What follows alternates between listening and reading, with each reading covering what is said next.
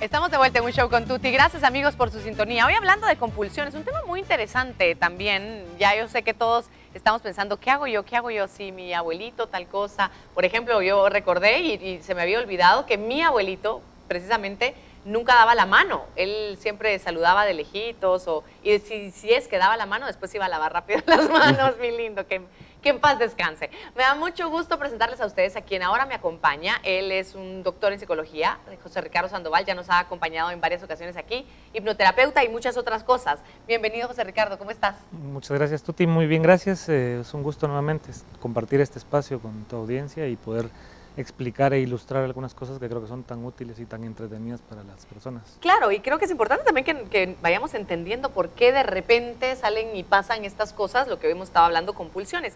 Él es Carlos Rivas, te lo presento. Sí, un José gusto, Ricardo. Carlos. Mucho gusto.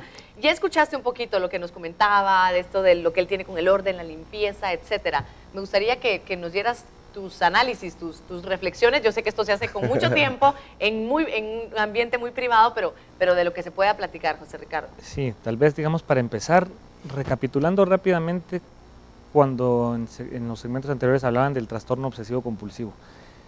En resumen, digamos, hay una obsesión que es una idea, imágenes, pensamientos intrusivos, egodistónicos, es decir, en distonía con mi ego, con mi percepción, con mi placer, no quiero sentirlos.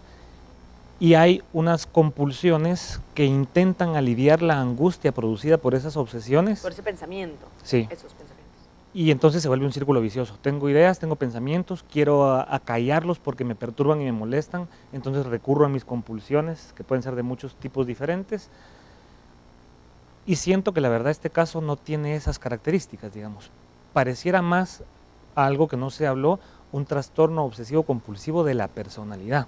Son dos cosas muy diferentes y tal vez las claves que los diferencian es que el primero, como decía, tiene el componente egodistónico de esas ideas intrusivas. En cambio, el trastorno de personalidad disfruta su trastorno de cierta manera, lo vive, no entra en un gran conflicto, no es una gran angustia, puede producirle cierta ansiedad, pero en realidad es más bien un patrón conductual de personalidad que persiste, valga la redundancia, en múltiples aspectos de la vida.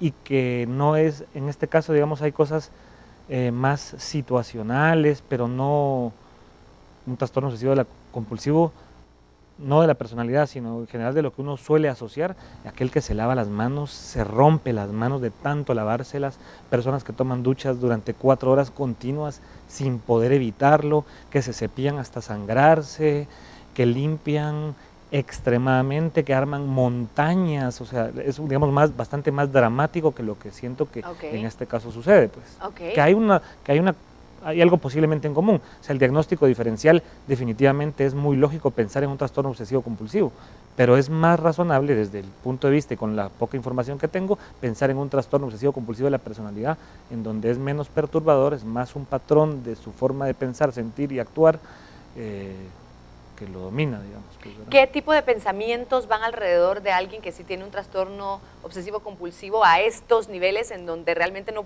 necesita callar su mente y hace cosas a los extremos?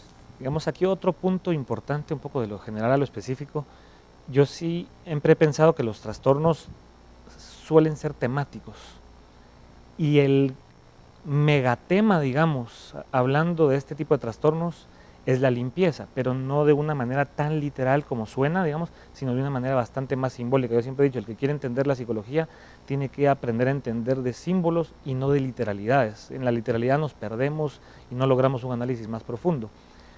Y cuando hablo de esta limpieza, digo yo, hay limpieza física, que hablamos de las manos y de bañarse, hay limpieza espiritual, muchos conflictos o personas con conflictos de problemas de obsesivo compulsivo entran en un combate entre el bien y el mal, entre Dios y el demonio, etc. Sentimientos de culpabilidad y cosas por el estilo. Sí, moralidad. Sí, y ahí hay otra cosa, digamos, hablando de Génesis, y nos hablamos un poquito de eso, de dónde pudo haber venido, tal vez era más importante más adelante hablar de tratamientos también.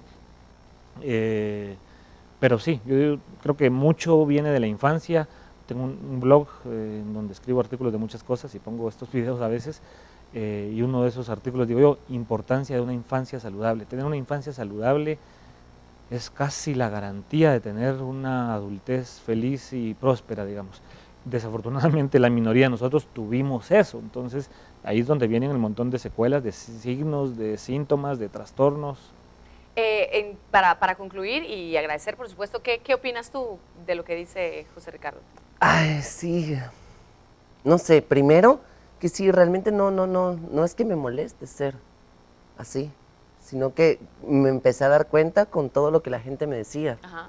Pero yo no me desvivo por, ay, sí, voy a limpiar, voy no sé qué, voy a molestar a los demás. O sea, no es algo que necesito, o sea, que... Exacto, sí lo necesito para sentirme bien yo, pero sé que no molesto a nadie porque realmente no estoy molestando ni perjudicando a nadie por ser así. Ahora, nos decía Carlos que él lo ve desde su abuelita, que de por ahí podría venir.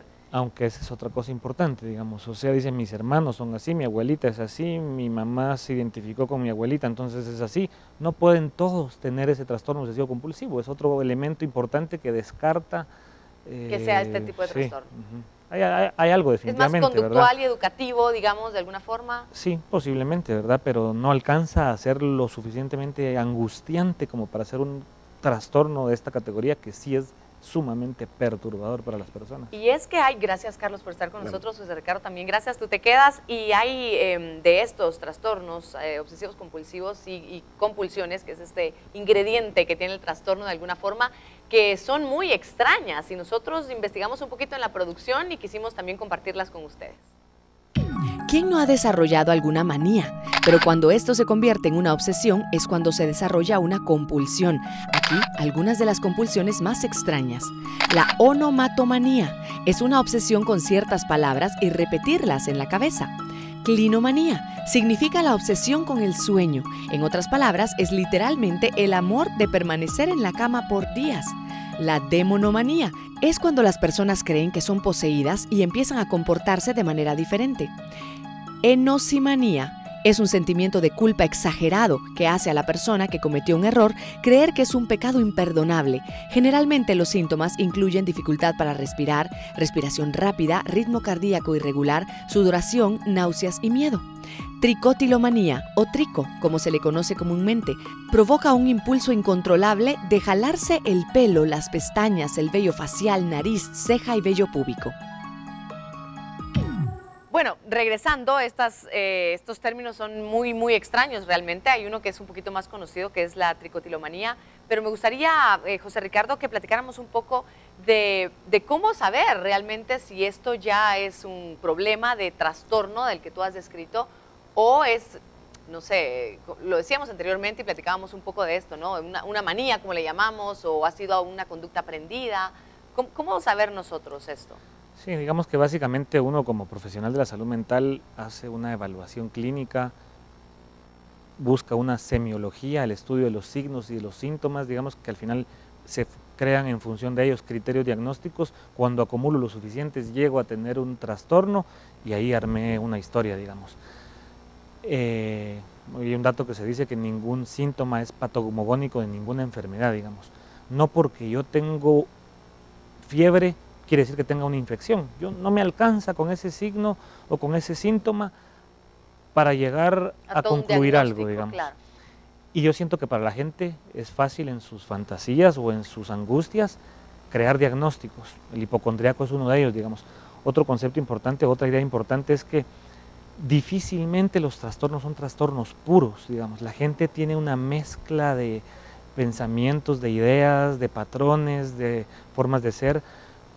Personalmente he visto mucha gente que llega asegurando que tiene un trastorno depresivo y cuando hago una evaluación no lo tiene, o que tiene un trastorno de ansiedad y cuando hago una evaluación no lo tiene.